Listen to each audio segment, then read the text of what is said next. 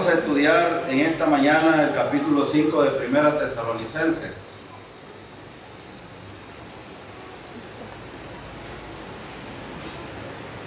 Primera Tesalonicenses capítulo 5. Y hemos estado estudiando en la clase anterior de escuela bíblica, estuvimos estudiando el rapto de la iglesia. Hablamos de algunos aspectos que son importantes y que vamos a distinguir ahora, hacer una distinción entre estos dos eventos, entre el rapto y la segunda venida. Quiero enfatizar un aspecto importante que escatológicamente hablando, el rapto es el inicio de la segunda venida de Cristo. La segunda venida de Cristo tiene dos eventos que son importantes, pero uno de los más importantes que es para la iglesia es el rapto, que es lo que nosotros esperamos. Y la venida del Señor tiene algunos eventos que son importantes que nosotros lo veamos. Por ejemplo, en el Antiguo Testamento, ¿qué no pudieron ver los profetas? Los profetas pudieron ver, por ejemplo, la muerte de Cristo. Los profetas pudieron ver su ministerio. Los profetas pudieron ver muchas cosas que iban a pasar, acontecimientos que iban a pasar. Pero ¿qué no vieron? Que Pablo dice que era un misterio. La iglesia. La iglesia. Cuando nosotros nos enfocamos en este diagrama, viéndolo dispensacionalmente, vemos que Cristo murió en la cruz y la venida del Espíritu Santo, acerca de la promesa que Jesús había hecho a los discípulos, fue en Pentecostés. A partir de ahí inicia el ministerio de la iglesia y los apóstoles con la venida del Espíritu Santo. Entonces, este punto de partida inicia aspectos que Jesús había estado comunicando a los discípulos acerca del trato de Dios con el ser humano de una manera distinta. Es decir, Dios iba a tratar al hombre en gracia, y en el devenir de todos estos tiempos hemos hablado nosotros de la vida de la iglesia y sobre todo de la práctica de un creyente en su vida cristiana. En ese punto hemos estado enmarcados aquí, y el hermano Jorge estuvo hablando de este tiempo que lo vemos en el capítulo 4, versículos 13 al 18. Pablo habla de este tiempo del rapto que va a suceder antes de la tribulación, antes de que se inicien los 7 años de la tribulación. Los profetas no pudieron ver, por ejemplo, este aspecto de la iglesia, no lo pudieron ver. Ellos vieron otras cosas, pero en el programa de Dios estaba dispuesto ya a incluir aspectos de la gracia de Dios, de la gracia de Él para con los seres humanos. Y por eso es que hoy vemos nosotros, cada vez que abrimos la Biblia, vemos aspectos que tienen que ver con la gracia de Dios. La salvación es por fe sola en Cristo. Y esto era lo que predicaron mayormente Pablo, que escribió el 70% quizás o el 80% del Nuevo Testamento. Pablo enfatiza la gracia de Dios, la salvación por fe sola en Cristo solamente. Entonces, pero en este punto que estamos, en 1 Tesalonicenses capítulo 5, versículo del 1 al 11, vamos a hablar de un aspecto que tiene que ver con estas dos etapas, el rapto y la segunda venida. Y cómo terminaba, por ejemplo, Pablo el capítulo 4. ¿Cómo terminaba Pablo el capítulo 4? Leo, dice el versículo 18, por tanto, alentados los unos a los otros con estas palabras. Es decir, uno de los propósitos de que Pablo escribiera el capítulo 4, versículo 13 al 18, era animar a la iglesia, porque algunos estaban pensando, bueno, y nuestros parientes que murieron, ¿qué pasó con ellos? Porque se les estaba vendiendo una idea de la resurrección, o que la resurrección ya había sucedido. Y entonces, si esto era así, Ellos pensaban, bueno, ¿y nuestros parientes? ¿Y nosotros? ¿Qué pasó? Entonces Pablo aclara estos asuntos. La venida del Señor será en dos fases. En dos fases. Y esas dos fases están distinguidas como el rapto y la segunda venida. Algunos solo logran ver este aspecto, pero no logran ver este. Y por eso es que muchos dicen que vamos a pasar los 7 años de tribulación. Pero no es cierto. Van a ver ustedes en este capítulo, vamos a ver en los 3 primeros versículos del capítulo 5, que Pablo anima a la iglesia a que vean que el asunto de la tribulación no es con la iglesia, es con los inconversos.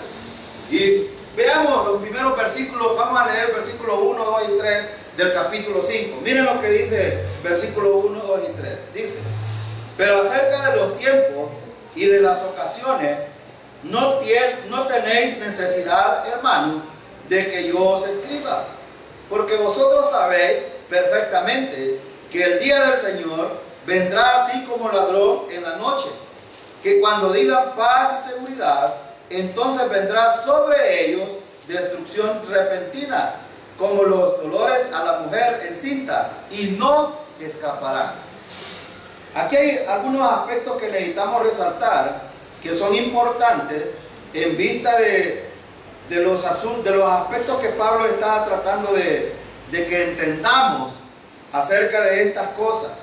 En primer lugar, un aspecto que precede o que continúa después de o precede antes de la tribulación es el rapto. ¿Por qué? Con el que el capítulo 1, en el versículo 8 al 10, sobre todo en el versículo 10, quiero que vaya ahí cerquita, en el capítulo 1. Mire la promesa que Pablo hizo a la iglesia. Vean el versículo 10 del capítulo 1.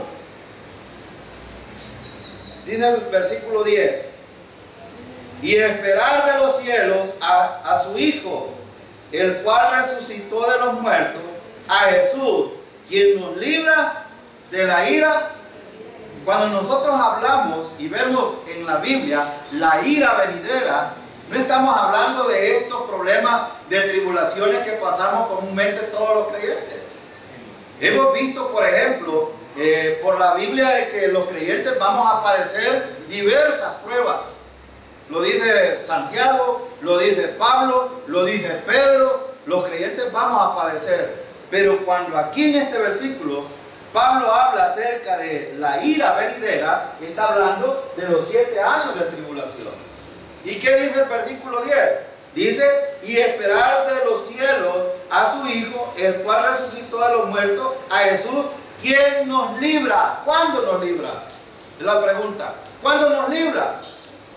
Antes de la tribulación. Porque Dios ha prometido que los creyentes no vamos a pasar por la tribulación.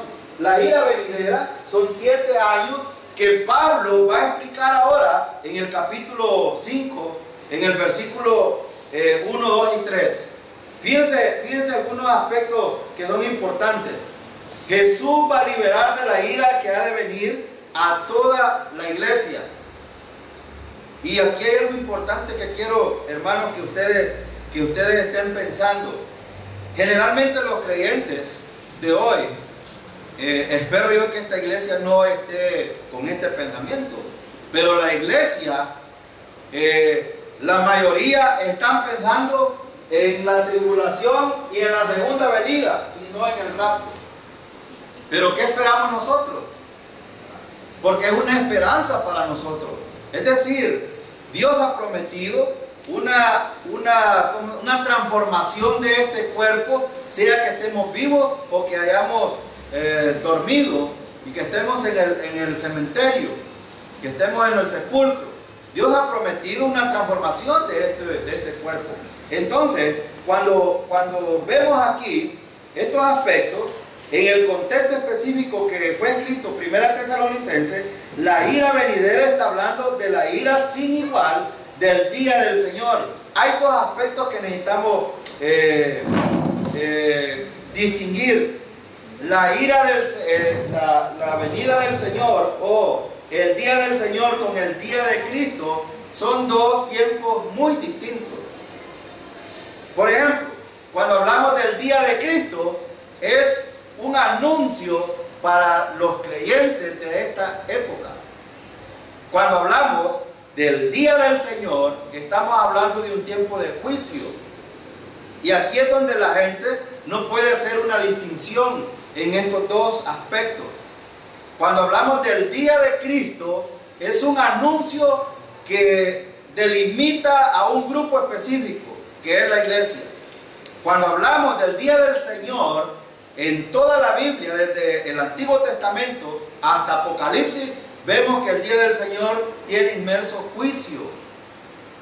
Porque no solo habla, de hecho, nuestra esperanza en quién está puesta, en Cristo, en Cristo.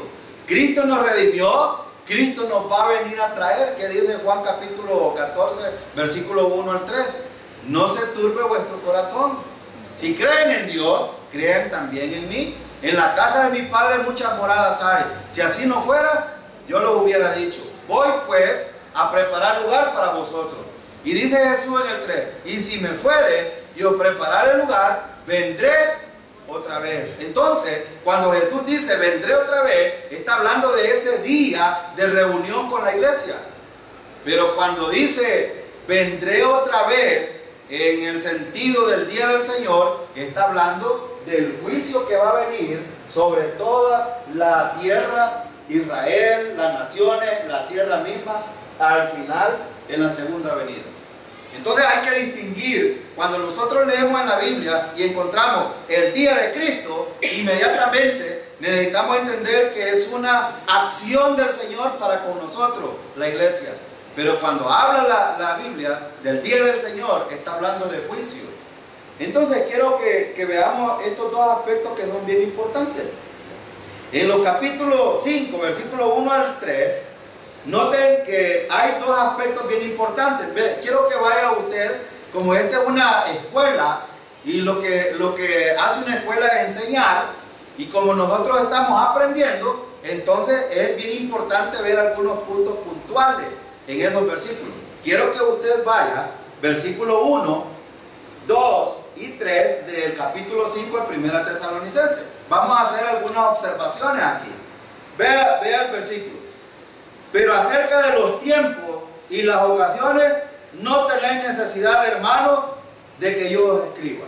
Número 1, usted ya debe de estar persuadido y debe de estar convencido que hablar de este tiempo y de este tiempo ya no es un asunto para nosotros. ¿Por qué? Porque deberíamos de tenerlo claro, pero si no, hoy lo vamos a aclarar. Fíjense bien, Pablo les dice, hermanos míos, no hace falta que yo les escriba acerca del momento exacto en que esto ocurrirá. ¿Qué cosa? El rapto y la segunda venida. Pablo está hablando de eso. ¿Necesitamos saber nosotros cuándo van a hacer estas cosas? No. ¿Qué es lo que necesitamos saber? Que el Señor viene en cualquier momento, porque el rapto es inminente. Es más, los impíos que pasen por la tribulación, es más, os voy a decirles algo. Cuando Cristo venga y lleve a la iglesia, resucite a los muertos, y nosotros, si estamos vivos, seamos transformados, la gente ni cuenta se va a dar. Bueno, ¿y qué pasó aquí? Pero ¿se han fijado ustedes que algunos se han soltado a dar fechas, a dar meses, días, años? Para este año oí yo, parece, no me recuerdo quién dijo esto, pero dijeron de que este año era la segunda venida del Señor.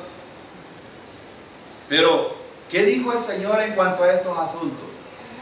Nadie sabe, solo quien dijo. Solo mi Padre sabe el día. Entonces, si el Señor mismo, que tiene el control de todas las cosas, que hizo los cielos, la tierra y todo lo que podemos ver y no ver, no sabe, bueno, de hecho Él es soberano, Él, entiendo yo de que a estas alturas ya conoce estas cosas, pero Él estaba diciéndole a los discípulos, estas cosas no son necesarias que las sepan, el día. Si ustedes supieran, hermanos, que el Señor viene pasado mañana, ¿qué creen ustedes que haría la gente? Quizás ustedes no estarían aquí, estarían haciendo otras cosas. estarían preparándose para otras cosas. ¿Y saben por qué muchos de los creyentes, por eso es que ven estos estudios o ven este tipo de reuniones como algo infructífero? Porque creen que los cultos son más importantes que esto. O porque creen de que el conocimiento limitado es suficiente con una presencia en un culto que el aprendizaje a través de la Biblia. Y Pablo les dice aquí, hermanos, quiero decirles una cosa: ustedes no necesitan que yo les escriba acerca del momento exacto cuando van a suceder estas cosas. Pero ahora hago una pregunta: ¿necesitamos saber los tiempos en el sentido de cuándo suceden los eventos? Sí, sí. Nosotros sabemos que Pablo aquí está explicando que la iglesia se va antes que sea la segunda venida. Y esto es bien importante entenderlo. ¿Por qué? Porque si usted yo le vendiera una idea como la venden allá afuera, que usted va a sufrir los 7 años de tribulación, ¿cómo estaría usted? ¿Angustiado o estaría gozoso? Estaría angustiado. Pero ¿qué dijo el versículo 18 del capítulo 4? Alentados los unos a los otros con esta palabra. Pablo dice, confórtense, anímense, den aliento de que el día de Cristo viene antes que el día del Señor. Esto es muy importante. Los creyentes debemos de saber que este tiempo es antes que el rapto de la iglesia. La esperanza bienaventurada de la cual nosotros hemos entendido es antes, y que el Señor nos ha apartado de este tiempo de la ira venidera. Ahora, después del arrebatamiento de la iglesia habrá un caos terrible en la tierra. Y este es cierto, habrá una paz para Israel. Habrá, por ejemplo, un tiempo probable aquí. No significa que inmediatamente la iglesia se va con el Señor e inicia el tiempo de la tribulación. No, el tiempo de la tribulación inicia con un tratado de paz. Pero tiene que irse a la iglesia antes. ¿Por qué? Hay algunos aspectos bien importantes aquí que los vamos a tratar en el capítulo 2.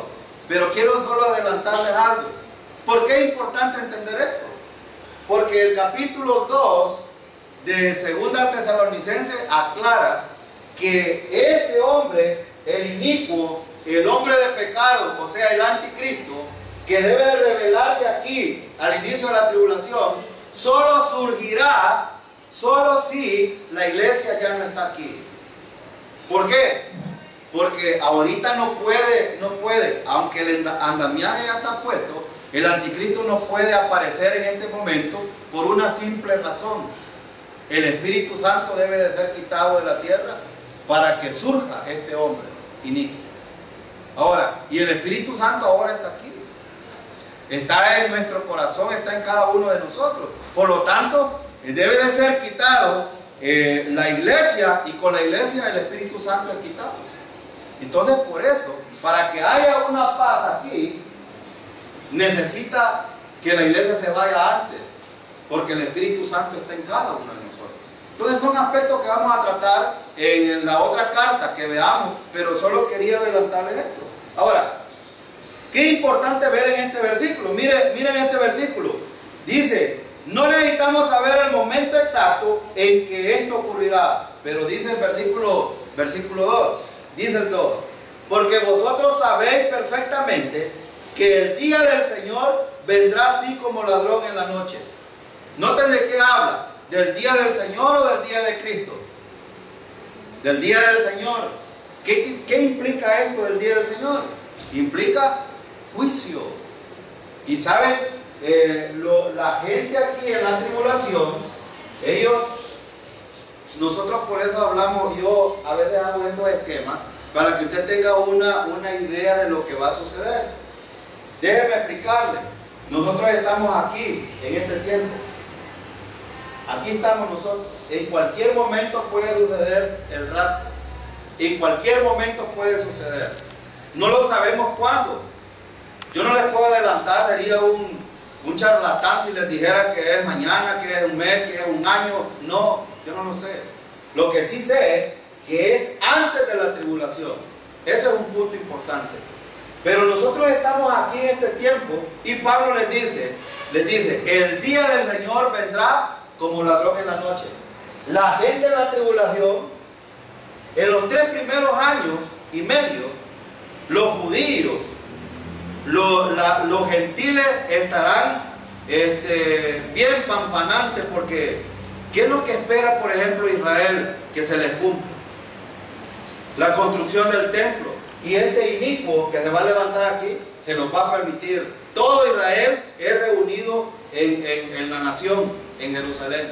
Y levantan el templo, lo construyen. En esos 3 años y medio no significa que no hay juicio de Dios hacia la tierra. ¿Cómo no? Capítulo 4 hasta el capítulo 18 vemos nosotros los eventos que hay en este tiempo de la tribulación. Dios está tratando con la gente en la tierra, pero aún así esta gente no quiere saber nada con Dios. En estos tiempos la gente va a estar más animada a las cosas de la tierra, como pasa hoy. Usted le predica el evangelio a la gente y dice, no hombre, ¿cómo va a ser eso así? Nosotros necesitamos hacer algo. Y la gente añade a lo que Dios nunca ha dicho que es. Entonces, el anticristo se va a levantar aquí, en la mitad, se va a sentar en el templo y va a pedir que le adoren. Y ahí va a empezar la persecución para los que han confiado en el Señor. Hay algunos aspectos que yo quisiera mencionar y decirle muchas cosas. Por ejemplo, ¿cómo sería la salvación aquí en el tiempo de la tribulación para la gente que confía en el Cristo? Van a tener un anticristo, un prototipo que se ha de pasar como el Mesías, pero no lo es. Pero la gente lo va a adorar, la gente lo va a buscar, la gente va a buscar hacer cualquier cosa por él, pero no toda la gente. Hay un remanente de Israel que se mantiene firme. Hay un remanente de las naciones gentiles que también confían en el Señor. Si no, no tuviéramos Mateo 24 y 25, que están en ese contexto. Entonces, cuando nosotros hablamos de estos dos eventos, necesitamos entender algunos asuntos que están inmersos con esto. Pero Pablo les está diciendo, porque vosotros sabéis, y espero yo de que nosotros sepamos también estas cosas, que no estemos temblándole a la vida. Yo he oído al hermano Obed decir muchas veces, ¿deberíamos de tener miedo nosotros a la muerte, hermanos, como creyentes? No, porque nuestra partida, desde el momento que nos vayamos de aquí, estaremos con el Señor siempre. Y es mucho mejor estar allá. Ahora, cuando nosotros decimos que el Señor venga pronto, casi a nadie le parece esto. Porque la gente está pensando en el sistema, en el trabajo, en el quehacer de la vida. Y eso es bueno. Yo no estoy diciendo que no. Pero mientras hacemos todo esto, nuestra mirada debe estar puesta en la venida del Señor. Es al revés. Hago las cosas que tengo que hacer mientras vivo, pero pensando en la venida del Señor. ¿Me explico? Entonces Pablo les dice aquí, ustedes saben perfectamente que el día del Señor vendrá así como ladrón en la noche. Voy a hacer una pregunta. ¿El ladrón avisa cuando va a ir a robar? No, porque entonces nos sería una sorpresa. Y algunos malinterpretan aquí que a Jesús se le llama como ladrón. Él no está hablando de que Jesús es un ladrón. Él está diciendo que en los acontecimientos vendrán con sorpresas, que será sin avisos. Por ejemplo, ¿la segunda venida tiene avisos? Sí, hay muchos avisos para la segunda venida. ¿El rapto tiene muchos avisos? No, usted debe de saberlo, que el rapto no tiene absolutamente ningún aviso. Solo hay una promesa del Señor que viene a llevarnos a nosotros. Y eso es lo que tenemos que tener bien claro nosotros. Pero la segunda venida sí tiene avisos, muchos. Por eso es importante leer Apocalipsis 4, del 4 al 19. Vemos nosotros todos los acontecimientos que hay antes de la segunda venida. Mateo 24 también anuncia. Al día de ayer estábamos hablando con el hermano Brasilio en la velación Y el hermano Brasilio, generalmente cuando nos juntamos en algún lado así, él me hace muchas preguntas a mí. Porque él escucha otros predicadores y eso es bueno. Usted es bueno que escuche otros predicadores para hacer las distinciones de cómo predican en algunos aspectos escatológicos ellos y para entender lo que la Biblia dice. Por ejemplo, cuando vamos a Mateo capítulo 24, dice Jesús, como en los días de Noé. Cuando algunos hablan de este pasaje, algunos creen de que es el rapto. Y no está hablando del rapto ahí. Está hablando de la segunda venida. Porque todo el contexto de Mateo 24 y Mateo 25 son aspectos que tienen que ver con la tribulación. Sobre todo, la gran tribulación, que son los 3 años y medio finales de los 7 años. No, ese contexto no es, y lo aclaro por lo que nos ven por este medio, que Mateo 24 y 25 no están en nuestro contexto, están en el contexto de la tribulación.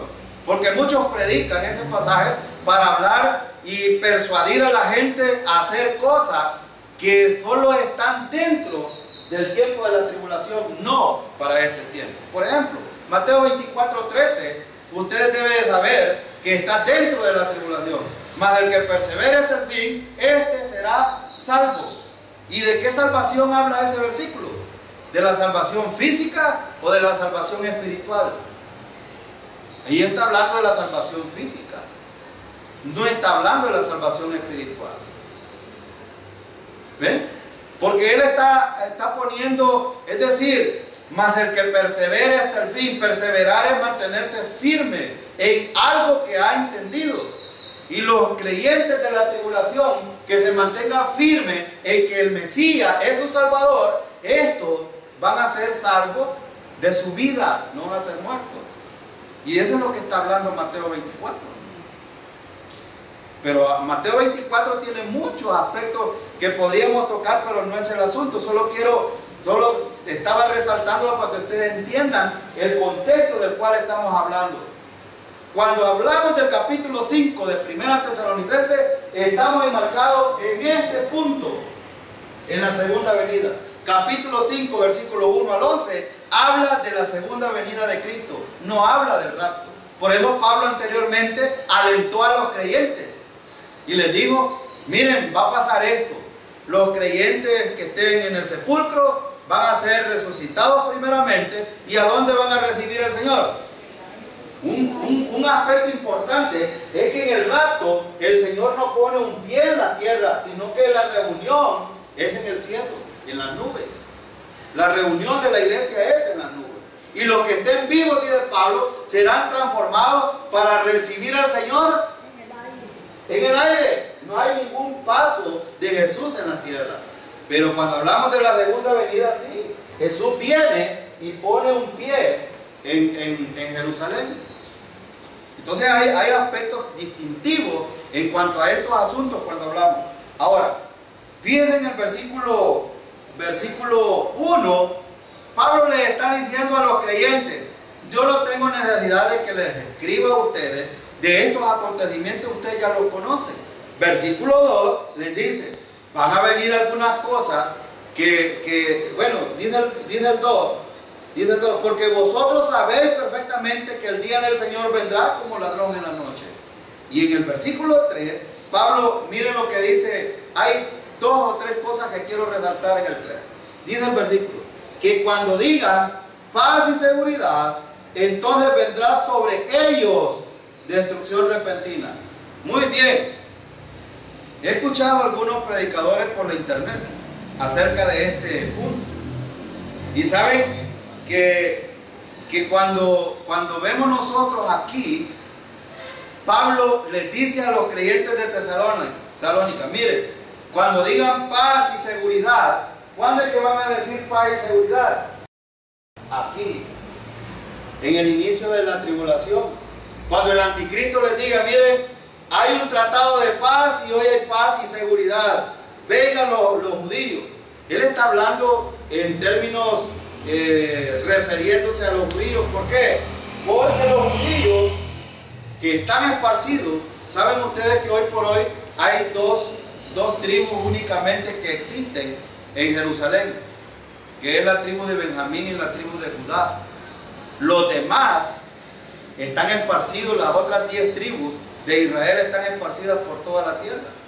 Pero ellos, cuando oigan de esta paz y de la seguridad que hay en Israel, van a regresar a Israel. Todos ellos van a ser reunidos en Israel.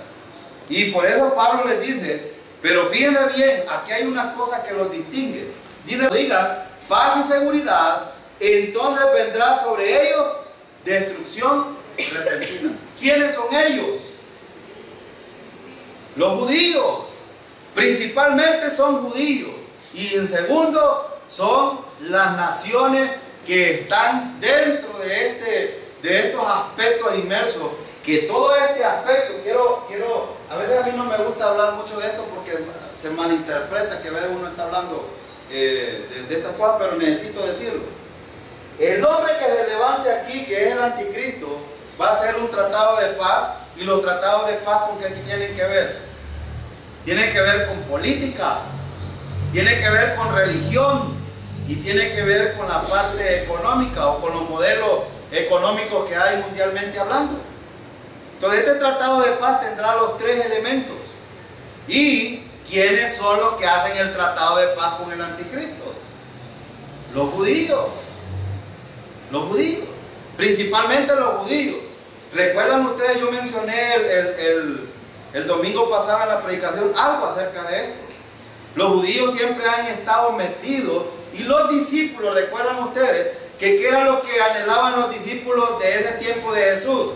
Anhelaban el reino. ¿Y qué querían? Que Jesús arreglara un aspecto político, económico y social que tenían ellos y religioso para poder derrocarlo del gobierno romano que los tenía en opresión. Entonces esto siempre ha sucedido. Los aspectos políticos y religiosos que se van a tratar aquí son de una gran dimensión que afectará a todo el mundo. Afectará a todo el mundo, ¿por qué? Porque el enfoque de la tribulación está puesta en Israel. Y en Israel es donde se van a empezar a cumplir algunas profecías que están paradas ahí. Quiero decir algo. Cuando Cristo muere, el reloj profético de Dios se detuvo. Se detuvo el reloj profético en algunos aspectos que tienen que ver con Israel. Por ejemplo, ¿por qué se detuvo? Porque era un plan distinto de Dios con la humanidad. La salvación en todos los tiempos ha sido por gracia, ha sido por fe sola en el Mesías. Pero la gente, si ustedes ven, los judíos del tiempo de Jesús, ¿cómo querían salvarse? Por la ley. Ahora les pregunto, ¿cómo quiere salvarse la gente de este tiempo? Por la ley, por las obras de la ley. Y la gente no ha cambiado esa manera de pensar. Ayer hablábamos en el instituto que si nosotros, por ejemplo, le metemos a la gente, mire, esto y esto, la gente lo cree. Solo para poner el ejemplo que veíamos ayer, ¿cuántos reyes magos llegaron a ver a Jesús? ¿Cuántos? 3, ¿verdad? ¿Ya ven? El pasaje no dice que fueron 3. Y dije algo para ver si ven que se nos pega la tradición de allá. Ahí el pasaje no dice que eran reyes. ¿Ven? Pero aún entre los creyentes tenemos metido esas cosas que la misma tradición nos mete a nosotros. Vea que uno se llamaba Gaspar, Baltasar y Melchor. No existen en el pasaje esos nombres. No existen.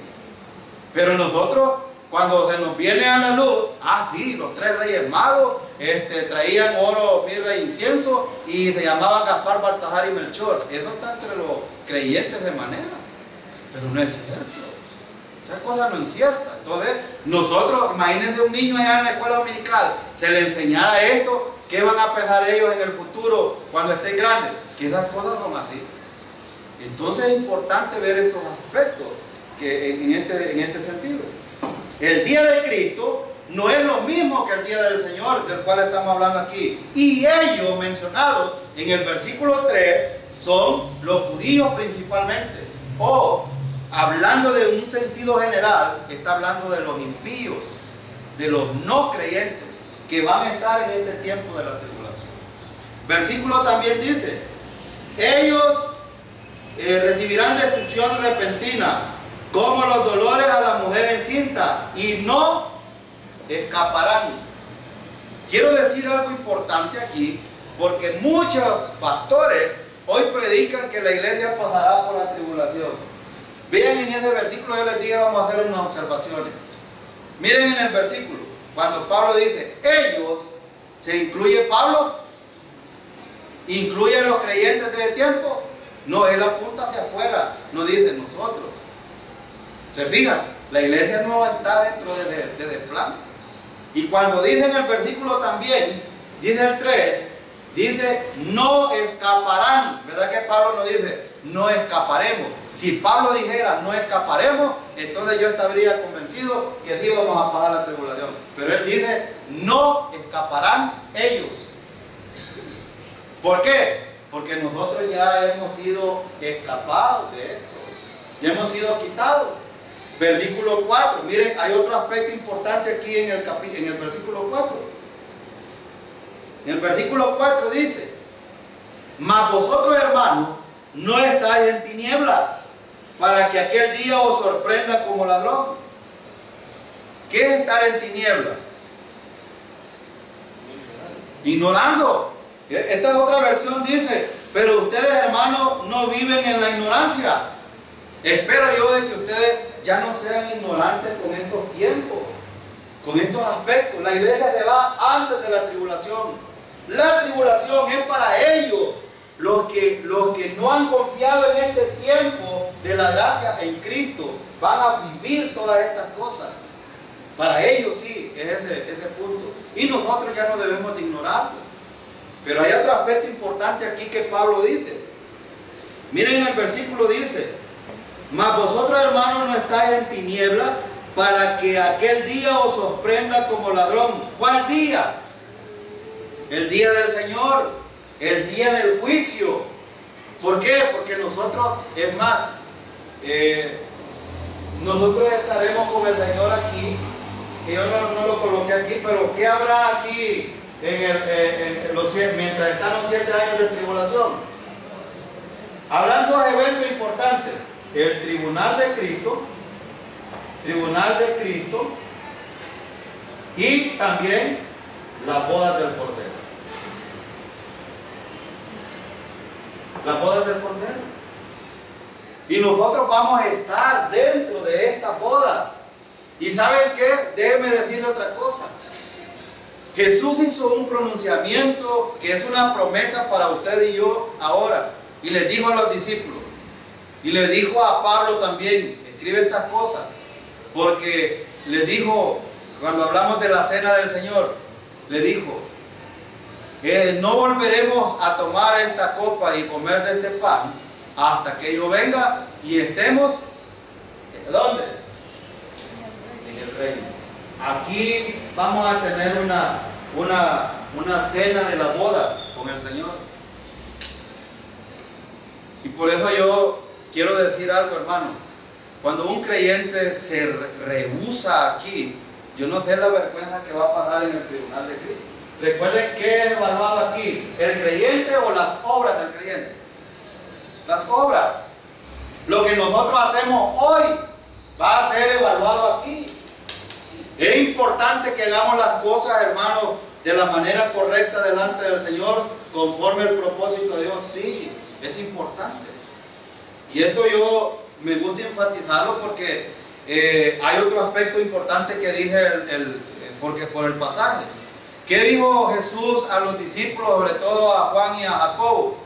Les digo, si ustedes no sirven aquí, allá no tendrán. Bueno, pues la gente está enfatizada más que le sirvan, pero no servir. Y cuando tiene el privilegio de servir, a veces lo hace de mala gana, por obligación. Ay, es que el pastor me puso y por eso lo hago. Yo le diría y animarlo a que cambie la mentalidad. Que no es con el pastor, no es con el hermano, no es con el líder, es con el Señor, porque el Señor está viendo. Fíjense que nosotros nos pueden engañar cualquiera. Lo engañan sus hijos a ustedes, hermano. Sí, pues. Y ustedes pueden tener el ejemplo. Lo engañan. Los hijos de hoy engañan, y aún los creyentes que están aquí engañan a sus padres. Así se los digo. Los engañan. Y si engañan a sus padres, que es un terrenal, quieren engañar a todos los demás, pero al Señor no lo van a engañar. Entonces, por eso el tribunal de Cristo debe de ser un aspecto importante para los creyentes. ¿Y sabe qué? El creyente recibirá ahí galardón. La gente, cuando hablamos de galardón, hablamos de un premio, algunos hablan de corona, pero no es eso. El Señor dará los cargos que serán desarrollados aquí en el reino milenial. Ahí serán desarrollados. Usted puede ser un presidente de una nación, puede ser gobernador. ¿Cuántos quisieran aquí tener buenos cargos? No me dejen mentir, porque muchos quisieran tener buenos cargos aquí. Los jóvenes quisieran ser, algunos, yo he oído ahí por la televisión, yo tengo algunos estudiantes, a veces les pregunto, ¿qué quisiera hacer cuando esté grande? No, yo quisiera ser presidente de la República. Y entre los creyentes de este parlamento, sí. Entre los maestros quisieran ser directores departamentales, sí, hay muchos que pelean esos huesos. Quisiera ser diputado, sí, pues ahí no anda gente peleando por eso. Por eso hay campañas políticas. ¿Ustedes creen que si las cosas fueran distintas y hubiera alguien que los pone, fuera distinto? Fuera distinto. Pero el Señor le va a decir, bueno, hiciste las cosas correctas cuando estuviste en la tierra, entonces te voy a dar un cargo importante aquí y vas a servir.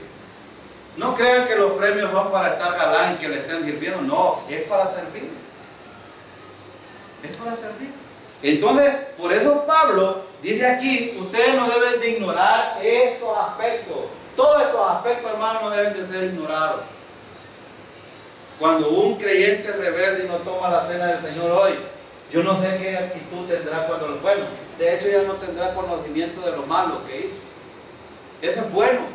Eso es bueno, porque si aquí tuviéramos conocimiento de lo malo, sería una cosa terrible de recordar. Yo fui desobediente con el Señor allá y hoy me da aquí. De hecho, todo es por gracia, hermano. Que usted diga, merece usted que el Señor lo levante y sea transformado su cuerpo, ¿lo merece? No, es por gracia, es por misericordia. Pero la gente quiere ganar de esto, sí. Mucha gente que está haciendo muchos esfuerzos hoy para ganar este aspecto. Pero no, esto es por gracia. Y sucede en el momento de la salvación, está garantizado. La glorificación es un aspecto garantizado dentro de la salvación de una persona. Y aquí fallan los testigos de Jehová. Ellos quieren pasar de aquí directamente para acá, sin estar aquí, porque ellos creen que ya estamos ahí. Pero difícilmente, si un testigo de Jehová me escuchara hoy, déjeme decirle de que si no confía en Cristo, si no ve hacia atrás la muerte de Cristo que pagó el pecado por los pecados pasados, presentes y futuros, Él pagó el precio por todos los pecados, y si no confía en esto, difícilmente va a estar en el reino milenial, aunque crea que es parte de los 144. Se va a quedar solo con esa ilusión. Pero nosotros, hermanos, debemos de estar claros con este aspecto. Nos vamos con el Señor, 7 años de tribulación, la iglesia está en un tribunal allá evaluando las obras que hizo, después viene la boda gozándonos con el Señor, y después venimos con el Señor en ese día que dice aquí Pablo que es el día del Señor. Ahora, hay otro aspecto importante aquí, otro aspecto importante que necesitamos ver. Y usted me puede preguntar, pero hermano,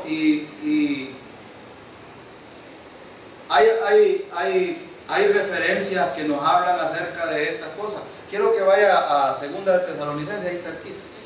¿Sí?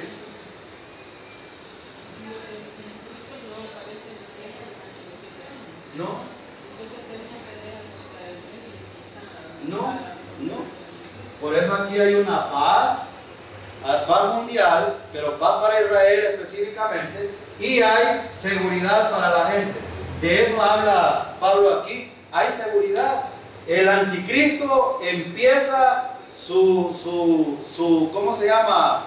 Su ministerio, su gobierno, y Jesucristo aquí no mete mano hasta que es la segunda venida. Pero si hay ejército de Dios, no, en la tribulación, en la segunda parte, sí, juicio, pero no viene Cristo, sino juicio. Lo que pasa, al final de la tribulación viene el Armagedón. por ejemplo, mientras Jesucristo y la iglesia está en estos dos eventos, aquí están las copas, los sellos primeros, las copas, las trompetas, están cayendo sobre la tierra. Es el juicio de Dios con la humanidad y la tierra. Pero Cristo está gozándose aquí con la iglesia. Y eso es lo bueno que a mí, yo cuando toco estos temas me encanta. ¿Saben por qué? Porque hay una seguridad nuestra y hay paz para los creyentes que hemos confiado en Cristo como nuestro Salvador, que tendremos una seguridad total aquí, mientras aquí hay eventos terribles en la tierra. Los juicios son desarrollados la mayoría por ángeles. ¿Sí? Sí. El ejército de Dios son los ángeles.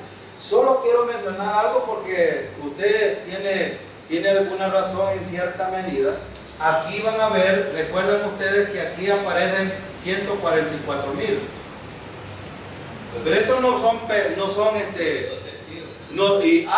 aparecen los dos testigos. Quiero decirles algo, porque a veces nosotros, y este es un aspecto que yo he aprendido, que es bien importante, porque cualquiera les puede preguntar, ¿cómo se convierten los 144,000? Por la predicación de los dos testigos. Ellos aparecen primero. Toda la gente aquí, déjeme decirle que no toda la gente que pasa después del rapto, que pasan a la tribulación, no significa de que toda la gente no es salva. Algunos, entendiendo el rapto, por eso yo he dicho siempre, hay que predicar estas cosas a nuestros familiares, hay que decírselo. ¿Saben por qué? Cuando este evento suceda y lo comprendan por la palabra, ellos se van a convertir al Señor. Y aunque van a estar en la tribulación y probablemente mueran, no importa. ¿Por qué no importa? Porque va a haber la resurrección de los santos del Antiguo Testamento, pero aquí es mi punto de vista que también los mártires de la tribulación van a resucitar para recibir el reino milenial. Entonces esto es muy importante. Muchos de nuestros familiares que son rebeldes hoy, si el Señor viniera hoy, no se han convertido, tienen todavía una chance aquí de 7 años. Tienen chance. ¿Y quién va a predicar? Bueno, muchos pastores, hermanos. El hermano vea de un chiste aquí con las llaves. El hermano Jorge tiene llave. La hermana Olga tiene llave de la iglesia y yo tengo llave. Si el rapto es, hermano, ahí vayan, abran, saquen la casa y saquen las llaves para que prediquen el evangelio. No, es mentira. Todos nos vamos con el Señor, los que estamos aquí. Ven, es importante. Pero fíjense bien, estos eventos aquí son tan importantes porque estos 144,000, que son específicamente judíos, hombres que no se han acompañado y no se han casado, no tienen ningún estorbo como nosotros a veces que para ir a predicar la mujer, no vayamos. ¿Qué vamos a ir a hacer? Sí, porque no, mejor vámonos a pasear o cualquier cosa. No, estos no van a tener impedimento de familia de nada. Van a salir por toda la tierra a predicar el evangelio. Y muchos van a ser convertidos aquí. Pero fíjense bien. Les dije, vamos a 2 Tesalonicenses capítulo. Ahí hay una segunda teoría para que los hermanos pueden escuchar, que durante esos 7 años hay otros que piensan que también va a estar la iglesia, pero que así como fue librado el pueblo de Israel de Faraón, ¿verdad? Allá, así será librada ahí. Sí. Entonces es otra teoría. pueden escuchar. Sí. ¿Verdad? De que la iglesia tal vez no se va, se queda, pero no recibe la tribulación porque no es para ella, sino que así como el pueblo de Israel fue librado cuando Faraón estaba siendo librado, así Dios libraría a la congregación. Ese es otro punto de vista. Sí. Voy a hacer una pregunta en base a la teoría que acaba de mencionar el hermano.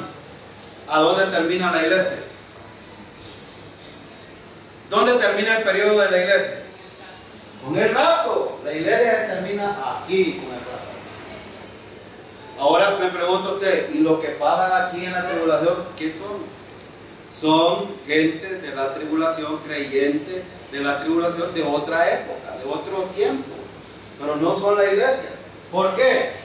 Fíjense quiénes resucitan aquí en el rapto. Hermano, Sí. si se creyera esa teoría, entonces no habría nada. Correcto. Entonces, Es que el problema es ese, sí, que muchos no creen en el rapto. sí, Por eso hay unos familiaristas, porque algunos interpretan que hay una mala traducción en la cuestión de la segunda venida y es una sola.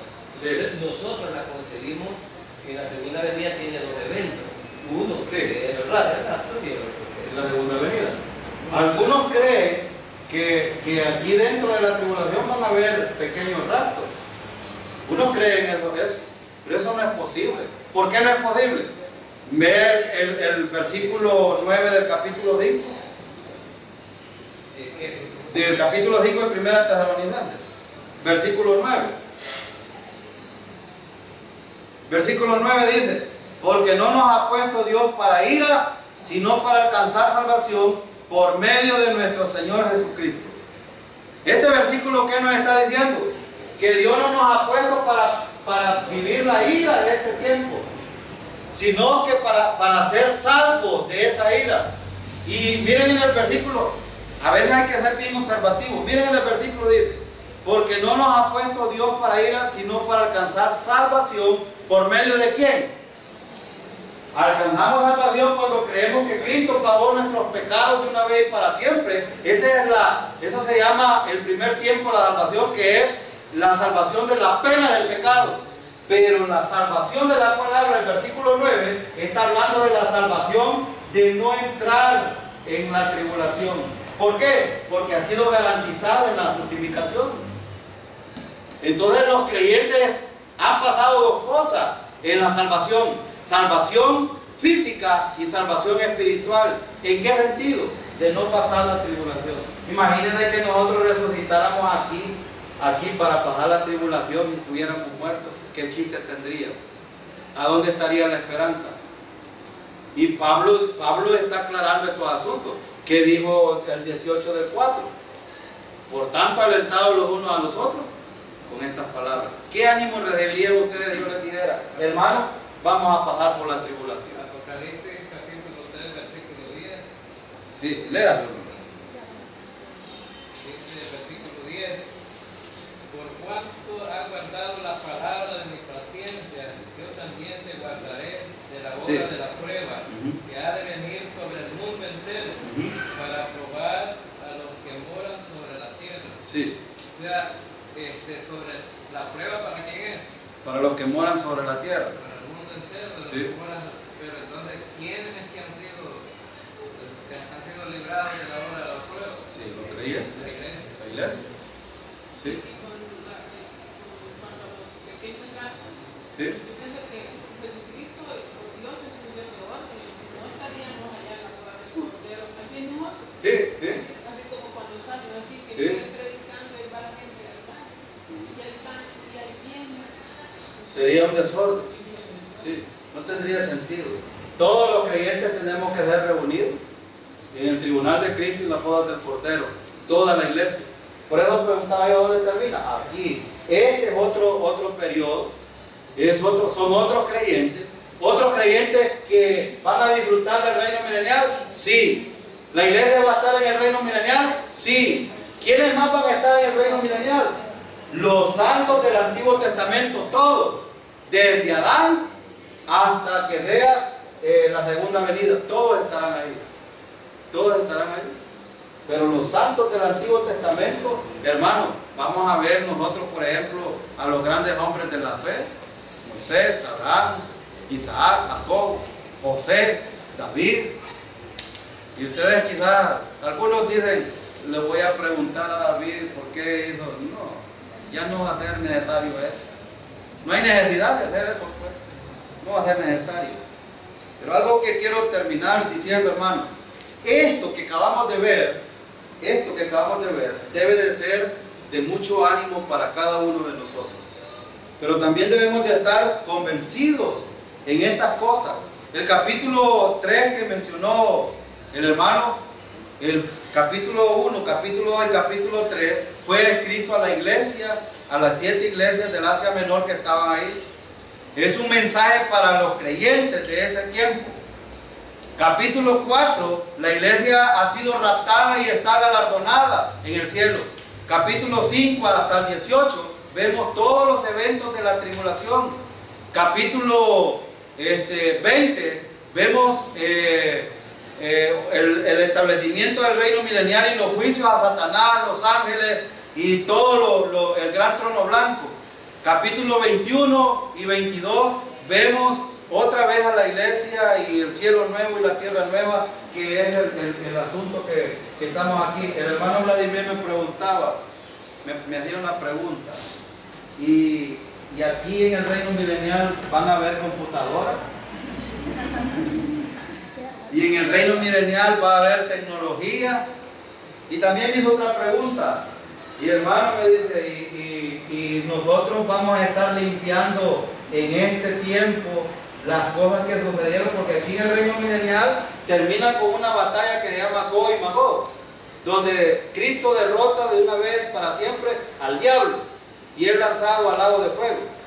Entonces me dice el hermano: y nosotros estaremos limpiando aquí. ¿Qué dice Apocalipsis capítulo 21? Cielo nuevo. ¿Y qué es lo nuevo, hermano? Es algo nuevecito. ¿Quiénes lo van a estrenar? Todos nosotros, la iglesia, los santos del Antiguo Testamento. Lo vamos a disfrutar todos nosotros. ¿No les llena de gratitud esto, hermano? Muy importante. Vamos a orar, hermanos, para terminar esta clase.